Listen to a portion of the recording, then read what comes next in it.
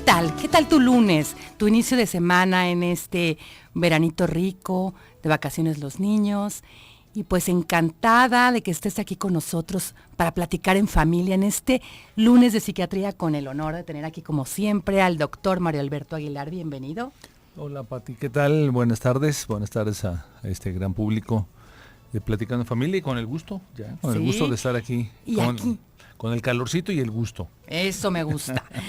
Y aquí con este equipazo que hace posible que estemos en familia, como es Arturo Cervantes en operaciones, Telma Coronado como nuestra productora, César Paz en asistencia de producción, Natalia los teléfonos y sobre todo tú. Y como cada programa, es importante que platiquemos, que te comuniques por todos los medios que tenemos para ti. Los teléfonos de cabina son 31 22 11 90, 36 47 18 83. WhatsApp 333-822-3208, en Facebook Mujer el Sexto Sentido, puedes mandarnos algún mensaje en inbox. Y bueno, la intención es que estemos a gusto, platicando con un tema el día de hoy, que me encanta porque hay que tomar mucho en cuenta cuando hay un enfermo en casa. Hay quien le dedica más tiempo, el que pues desde cargarlo, desde atenderlo, es el ayudador, ya sea porque es el que está más en casa. Pero ¿quién ayuda al ayudador? Donde sobre esta persona muchas veces cae el estrés, la responsabilidad entre comillas, y pues tenemos que estar pendientes de esta maravillosa persona que es el ayudador. Y este justo es nuestro tema del día de hoy, que va a abordar el doctor Mario Alberto Aguilar. Un enfermo en casa, ¿cómo ayudar al ayudador? Y bueno, ¿cómo le vamos a hacer? Es un buen dilema. Primero nos tendríamos que preguntar, Pati, ¿por qué quien ayuda? ¿O ¿qué es lo que hace que él o ella que está ayudando sea quien está ayudando? ¿Por qué no el otro? ¿Por qué no el otro hermano? ¿Por qué no el otro cónyuge? A veces el que no, entre comillas, el que no trabaja, pero en casa se trabaja el doble. Sí, esas serían las preguntas que nos tendríamos que ir respondiendo. Debemos de partir de la base de que, bueno, pues los humanos nos enfermamos. Dos líneas de reflexión: los humanos nos enfermamos y tenemos enfermedades muchas veces difíciles, enfermedades terminales que en ese terminar se prolongan meses y años, enfermedades gravemente discapacitantes y que, bueno, se reciben todos los tratamientos, incluso pueden ser los tratamientos más actuales, pero pues se necesita que alguien también auxilie y ayude. Entonces la línea es, sí, hay enfermedades graves, discapacitantes, en cualquiera de las áreas de la medicina, en psiquiatría también, y de repente se necesita, además de todo el armamentario médico, pues alguien que pueda hacerse cargo de tan elemental como de darle la medicina, por ejemplo, a las horas adecuadas, ¿no? En la otra línea es esto que nos decía Telma en la cápsula, la capacidad de dar. Los humanos, bueno, necesitamos reciprocidad, necesitamos dar los humanos. Si no damos, pues la especie humana no evoluciona, no sigue adelante. Desde el punto de vista antropológico, bueno, la capacidad de solidaridad y la capacidad de hacer equipo, pues es una capacidad que se manifestó desde los ancestros, ¿no? Cuando el Homo sapiens, el de Neandertal, el de Cro-Magnon, tenían que hacer grupos, tribus, para irse a cazar. Cazando juntos podían más fácilmente cazar al mamut para tenerlo comida, para luego poder llevarla al rudimentario hogar de aquella época. Entonces se acuñó en los genes del individuo, que luego fue el individuo humano, pues el hecho de que participando solidariamente en conjunto se obtienen más resultados, se obtienen resultados más positivos. Todo esto, bueno, es importante señalarlo porque desde el punto de vista de teoría general de sistemas, Pati, en la línea de la terapia de familia y de la terapia de familia con la modalidad sistémica, pues partimos de la base de los sistemas. Los sistemas es un elemento técnico tomado de la física. Los sistemas son, un sistema es más que cada una de las partes que lo componen. Una pareja y una familia es más por sí mismo, una familia, que cada uno de los miembros que lo van conformando. Esto sería así como el llegar a este periodo del siglo XXI en donde sí nos queda claro en teoría que en tanto que más participemos en equipo, mejores resultados podemos tener en cualquier cosa. Y ayudar a alguien que está enfermo, juntemos las dos líneas, la enfermedad muy discapacitante y por otro lado la capacidad de dar, en términos de, pues esta persona que tiene una enfermedad grave necesita quien le ayude. Y ese quien le ayude a veces se escoge a sí mismo, a veces nadie lo escoge la familia, a veces la serie de circunstancias, y de repente entonces empieza a estar al cuidado de alguien que tenga un cáncer terminal, que tenga un trastorno que es esquizofrénico, pues en donde la esquizofrenia como enfermedad mental es discapacitante por sí misma, puede estar controlado con medicamentos, pero es discapacitante.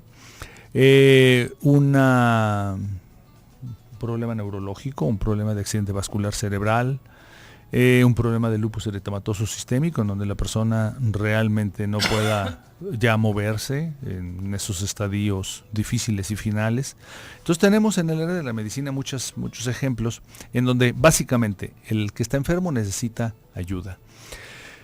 Pero hoy en día sí, el tema resulta actual porque hoy en día también debemos los médicos y quienes estamos alrededor del enfermo poner atención en que no nada más el enfermo necesita la ayuda, sino también quien cuida al enfermo. De hecho, bueno, pues hoy todos sabemos que existe el enunciado del síndrome del cuidador del paciente terminal o el síndrome del cuidador del paciente crónico.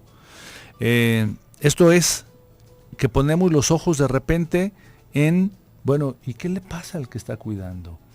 ¿Cuáles son sus vivencias? Por estar toda la familia atentos al enfermo de cáncer terminal, vamos a ponerlo, pues se les olvida qué pasa con el que está cuidando, el desgaste que tiene, sí, el esfuerzo que está significando, y de repente entonces la ayuda, al no detectarse, y esto es resultado, el conocer ahora el síndrome del cuidador del paciente crónico, es el resultado de darnos cuenta, quienes investigan eso se dieron cuenta, de que al descuidar a la persona que está ayudando, entonces indirectamente se está descuidando, vamos a ponerlo, desayudando al enfermo, ¿no? Entonces es una cadena, exactamente. Y entonces tomando en cuenta que las necesidades y el sufrimiento que tiene la persona que cuida y que ayuda, es también la otra línea indirecta de terminar ayudando a quien necesita ayuda. Sería redondear el tema de, es que si aprendemos a ser solidarios, entonces tenemos mejores resultados para cuidar la enfermedad y también para la tranquilidad emocional. Estamos hablando de un enfermo en casa, cómo ayudar al ayudador. Regresamos en un momento, vamos y venimos.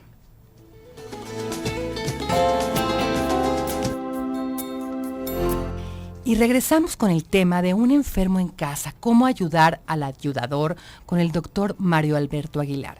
Y fíjate, Mario Alberto, aquí Bernardo Gómez nos comparte. Buenas tardes, tengo una amiga que ya es una señora de 53 años, que ayudó a su mamá hasta su muerte, y ahorita no ha podido superar el duelo, se siente como si ella la trajera encima y muy presente. ¿Cómo la puedo ayudar? ¿Con quién se puede dirigir para solucionar su problema? Bueno, la pregunta muy atinada, Bernardo, gracias, porque finalmente en la parte de la ayuda, en la parte de quien ayuda, en el mundo interno, en el mundo de lo psicológico, inconsciente, Pues se mueven muchas cosas. Uno de ellos en lo externo es el sentido de la solidaridad. En el otro sentido, en lo más profundo y en lo más inconsciente, se mueve algo así como la necesidad de reparar, la necesidad de salvar y la necesidad de restaurar. Esas necesidades hacen que la persona que ayuda muchas veces se olvide de sí misma. Y al olvidarse de sí misma, porque bueno, ahí estaremos hablando de algunas de las características del enfermo crónico también para poder hacer esta vinculación de esto que se llama el síndrome del cuidador del enfermo crónico. En esta parte, en lo que nos dice Bernardo, es que cuando quien cuida empieza a ver, desafortunadamente son enfermos crónicos, generalmente terminales, que la persona empieza a llegar gradualmente al punto de muerte, entonces en lo interno se vive la circunstancia inconsciente de como si estuviera fallando. Sí. Como si quien cuida estuviera fallando y quien... Como si fuera su responsabilidad que se vaya, ¿no? Como si fuera su responsabilidad que no se vaya, que se salve y que la vivencia de falla es en lo inconsciente lo que le hace sufrir mucho a la persona. Y entonces, pues en esta llamada que nos hace Bernardo, hay que hablarle, hay que permítale platicar, invítela a platicar a su amiga o que vaya a un periodo de un periodo breve de terapia en donde puede tener lo que llamamos catarsis, hablar en principio del sufrimiento que le significa que se haya ido la persona. 2, de la claridad que pueda decir de que se siente como si hubiera fallado, como que entonces la responsabilidad no la cumplió al máximo y por eso. Y número 3, este es el elemento importante. Generalmente en todos los cuidadores aparece un sentimiento de culpa. Y aparece un sentimiento de culpa porque, bueno, las demandas de un enfermo crónico son intensas, son desgastantes. Y entonces hay momentos en que el cuidador se siente pues cansado, se siente desesperado, se siente enojado, pero viene el proceso de la ambivalencia. Es decir, yo cómo puedo decirle que no a mi enfermo crónico y si luego le pasa algo y si yo voy a ser el culpable o la culpable. Que la familia se le eche encima, ¿no? No le tienes que dar agua y que le dé agua o no tienes que... O que se le olvidó alguno de los medicamentos o que se quedó dormido o dormida. Finalmente el cuidador está cansado y se quedó dormido y se le pasaron 3 horas los medicamentos o 5 horas, o los medicamentos del curso de la tarde, y entonces aparece la vivencia de culpa. Cualquiera de los elementos que sean, los conscientes como que se cansó, como que se desesperó, o los inconscientes como que de repente, bueno, se le olvidaron darle los medicamentos porque quien cuida es humano, hace que se geste en el momento terminal previo a la muerte y en la muerte una sensación de falla intensa, difícil, ruda para los elementos homeostáticos internos de la persona, y entonces aparece un desgaste. Ya no se permite la persona decir, bueno, cuidé. No se permite felicitarse por haber logrado cuidarlo 3 meses, 6 meses, 1 año. Bueno, ¿y ahora qué voy a hacer si estuve 1 año cuidando? Por un lado no se permite felicitarse porque dicen, pues es que se murió. Híjole, yo no fue suficiente. No fui lo suficiente. Y por otro lado, efectivamente, el síndrome del cuidador hace que del cuidador del enfermo crónico, hace que la persona se olvide de sí mismo. Y eso es injusto, eso no debiera de ser. Y aquí es en donde buscamos que la familia, buscamos echar mano del sentido de la solidaridad, de hacer equipo, esto que traemos en los genes también, que es hacer equipo, que significa, pues básicamente, si lo ponemos en la connotación positiva, es ser solidario. Si la ponemos en una connotación que cualquiera le puede poner cualquier nombre, sería pues que no sean egoístas los demás. Digo, el término es, oigan, ayuden, dedíquenle un poco de su tiempo para que el que cuida vaya y descanse. Cuando se le puede ser comprensivo en ese territorio del desgaste que está teniendo el cuidador y le entran al quite, vamos a ponerle así, coloquialmente hablando, le entran a ayudarle, entonces se reparte el sentido del cuidado y luego también se le tiene que, y bueno, la invitación es que quien está cuidando a un enfermo crónico, que se permita hablar de su cansancio y que la familia permita que hablen del cansancio y del desgaste que significa estar atendiendo y que no lo vea. Aquí la parte es, bueno, no sé si podamos pensar, es un sacrificio. No debiera de ser un sacrificio, debiera de ser, sin embargo, es un sacrificio. Digo, si nos imaginamos, Pati, yo cancelo mi vida por estar día y noche, por estar 10 horas del día y 6 de la noche, atento a limpiar la herida, a dar los medicamentos, a cuidar. Bueno, es un sacrificio, pero ¿por qué tendría que ser un sacrificio? Es porque se le deja solo a quien está cuidando. Entonces no debiera de ser un sacrificio, debiera de ser algo compartido. El resultante de, bueno, yo tengo más tiempo, yo puedo hacerlo, entonces yo voy a dedicar un poco más tiempo, pero a ver, todos los demás, pues por favor también, a ver con cuántas horas pueden cooperar, 2 horas tú, 2 horas tú. Que hagan un calendario. Entonces, que se haga un calendario, exacto, que se haga una agenda en donde todos están anotados, todos los miembros de la familia. Y por otro lado, en la medida en que el enfermo crónico, y esa es la parte interesante, el enfermo crónico se va sintiendo más mal, empieza a vivir la frustración de la cercanía de la muerte. En general, nadie queremos morirnos, salvo los depresivos suicidas. Todos los demás pues no se quieren morir, nadie nos queremos morir. Entonces el enfermo crónico es una persona que empieza a darse, obviamente, se da cuenta de sus limitaciones, pero también se da cuenta de su llegada al punto final. Y le enoja tanto, se frustra tanto, que entonces el enojo lo vierte sobre la persona en demandas intensas, más allá de las necesidades que el cuidado pueda requerir, en demandas más allá de esto, en intensas, en gritos, en órdenes perentorias que hacen que el cuidador se sienta, por un lado, enojado, pero por otro lado como silenciado, porque ¿y si le digo que no? ¿Y si se pone más mal?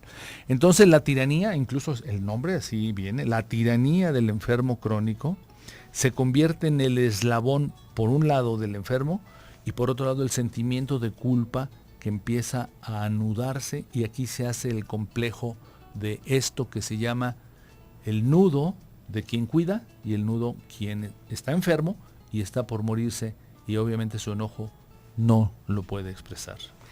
Estamos hablando de cómo ayudar al ayudador cuando se tiene un enfermo en casa con el doctor Mario Alberto Aguilar. Yo soy Pati López y gracias por sus WhatsApp.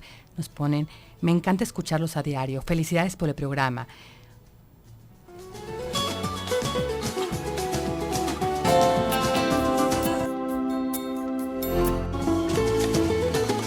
Ya estamos de regreso y con esta cápsula que siempre nos hace reflexionar, Telma Coronado.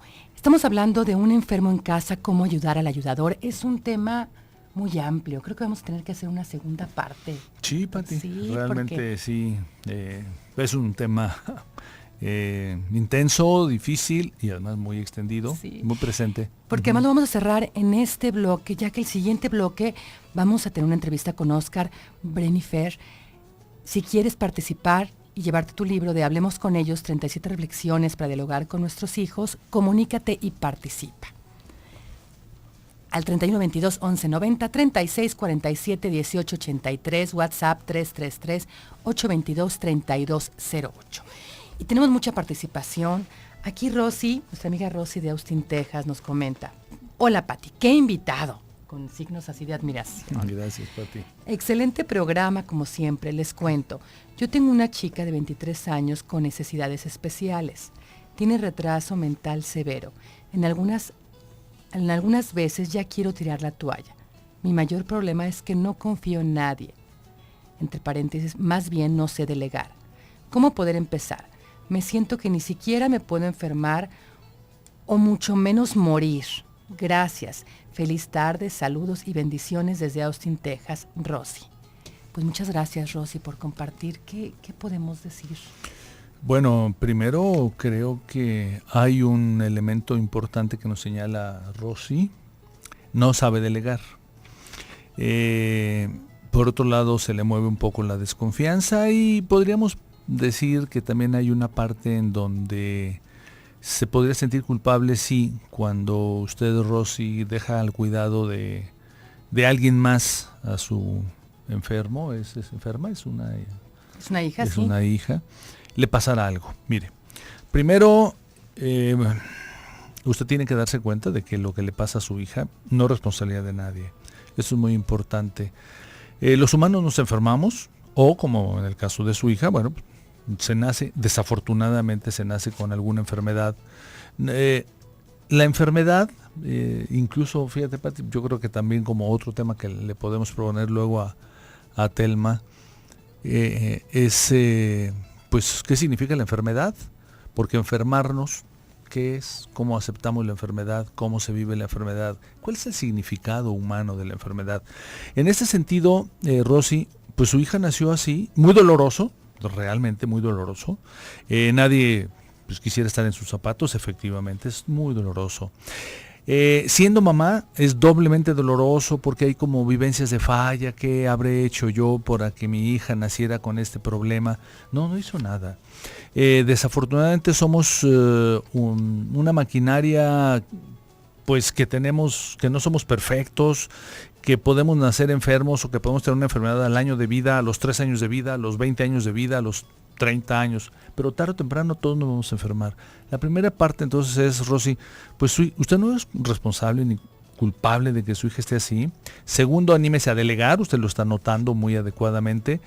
Tercero, confíe y pida ayuda, y se va a dar cuenta de que en la medida en que usted se permita recibir ayuda, en los momentos en que a usted le toque cuidar a su hija va a ser más fuerte y va a ser más empática con ella.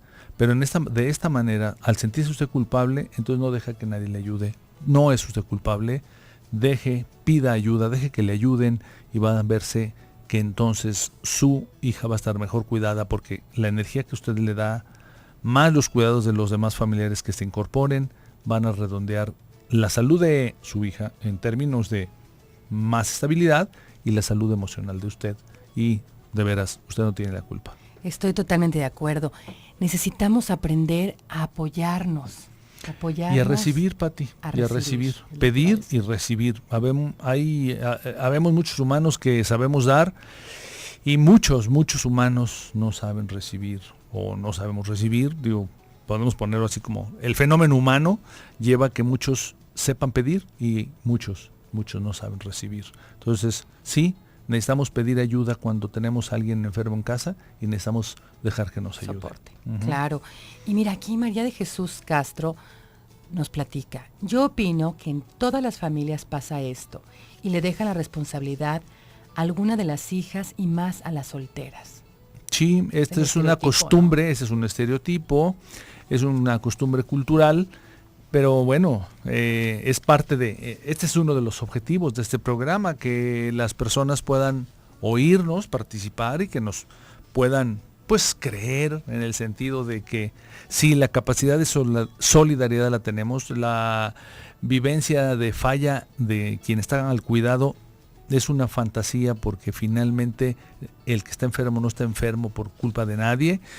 Y entonces quien se queda a cargo como una costumbre de estas herencias culturales tan poco efectivas, pues habría que entonces quienes están escuchando decir, bueno, no es justo que porque ella es soltera se quede a cargo de mi mamá o mi papá, sino es todos que participemos. El sentido de la solidaridad y cómo se puede presentar solamente es que cada uno lo active y cada uno de los miembros de la familia tiene la responsabilidad de hacerlo. Mira, aquí nos comentan. Dice, hola, en la familia de mi esposo sucedió lo mismo. Son 2 hermanos y su mamá tenía insuficiencia renal. Solo una las cuidó. Cuando la señora muere, todas sus hermanas, las 4, se le echaron encima diciendo que no la cuidó, siendo que ella, por cuidarlo, como era divorciada, dejó su casa por vivir con su mamá y cuidarla. La señora murió hace 4 meses y a la fecha las hermanas no le hablan y le quieren quitar la parte de la casa que le dejó su mamá. Que salga parte de abajo, así se fracturó la familia. También muchas veces la mamá se quejaba que las hijas no la cuidaban bien y de ahí se están agarrando las hermanas de eso. ¿Cómo se puede resolver el problema? ¿Qué tanta culpa tuvo la señora en comentar eso? Gracias. Bueno, ninguna culpa. Finalmente, si lamentablemente se falleció, pues falleció porque el proceso del ciclo de la vida para la persona pues llegó al final. Usted no tiene la culpa. Segundo, pues le puedo decir que los reclamos que hacen sus hermanas es en dos sentidos. Uno, por la frustración de cuando se muere un ser querido y el hilo se lo rompe por lo más delgado, y lo más delgado es echarle la culpa a usted. La parte del duelo, ¿no? Que viene el enojo, entonces enojan es el con duelo, todo el mundo. sí. Pero usted tiene que primero defenderse de usted misma. Y si usted no falló. Perdón, es la cuñada de ella. La cuñada, ok. Sí. Usted no falló. Tiene que defenderse de sus propios ataques de culpa. Usted no falló. Usted hizo todo lo humanamente posible. Nadie podemos hacer más de lo humanamente posible. Y todos tenemos cualidades y capacidades diferentes, entonces usted hizo lo humanamente posible. Desde esa perspectiva, al estar usted en convicción de que usted no falló, entonces así lo va a decir a su cuñada y a las demás personas que le digan algo. Y número 3, obviamente defienda lo que su mamá, es su mamá, lo que su mamá. Lo que la suegra. La suegra. O sea, la que murió fue la suegra. Ajá. Y la hermana es a la que le están echando la culpa, su cuñada de Monse. Pero ahí decía algo de que le quieren quitar lo que un pedazo. A la cuñada de Monse, sí. Ajá. Entonces puede ayudar a su cuñada, ¿no? Platicándole y diciéndole todo lo que nos comentas, que no es culpa. Sí, no es la culpa de nadie y que lo que haya que repartir debe ser equitativo para todos. O si es que hay un elemento en donde usted le dijo, quien falleció, que usted se iba a quedar con algo, pues bueno, defiéndalo. El elemento más importante es que usted no es culpable y nadie es culpable. Y si se muere, nos morimos los humanos, es porque nos toca, porque nacemos. Simplemente nos vamos a morir un día porque nacimos. Y entonces aceptarlo es el proceso humano de entender la naturaleza. Y fíjate, aquí también, Amaris de Austin, Texas, nos felicita por el programa. Y por favor hagan un segundo programa ya que tenemos preguntas. ¿Tus teléfonos? Dame tus teléfonos. Con todo gusto, y hacemos el segundo programa, sí. Con todo gusto. Mi teléfono 3615-7997 y 3615-7998. Soy el doctor Mario Alberto Aguilar Gómez, psiquiatra, psicoterapeuta individual de pareja y de familia. Pues muchísimas gracias. Voy a guardar estas preguntas para la siguiente. Sí, claro. Tenemos más participación y pues como siempre, gracias por estar aquí. Gracias, Pati. Un gusto de estar contigo y con este gran público.